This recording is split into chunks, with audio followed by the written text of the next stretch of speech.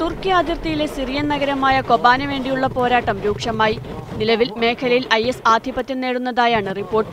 ഈ സാഹചര്യത്തിൽ അമേരിക്കൻ സൈന്യം അതിർത്തിയിൽ വ്യോമാക്രമണം ശക്തമാക്കി. കഴിഞ്ഞ 2 ദിവസമായി കനത്ത വ്യോമാക്രമണമാണ് US നടത്തുന്നതെന്നും 3 സ്ഫോടനങ്ങളുടെ ശബ്ദം കേട്ടതായും ദൃക്സാക്ഷികളെ ഉദ്ധരിച്ച് വാർത്താ ഏജൻസികൾ റിപ്പോർട്ട് ചെയ്തു. അതിനിടെ സിറിയൻ സൈന്യത്തെ സഹായിക്കുന്നതിനായി 150 പേരടങ്ങുന്ന ഇറാഖ് സൈന്യം കൊബാനിലെത്തി. യന്ത്രനിർമ്മിത തോക്കുപയോഗിച്ച് പെഷമർഗ സേന ISനെതിരെ കനത്ത ആക്രമണം നടത്തി. കൊബാന് വേണ്ടിയുള്ള പോരാട്ടത്തിൽ പെഷമർഗക്ക് ആയുധ സഹായമടക്കം എല്ലാവിധ പിന്തുണയും നൽകുമെന്ന് ഇറാഖ് പ്രതിരോധ മന്ത്രി പ്രഖ്യാപിച്ചു.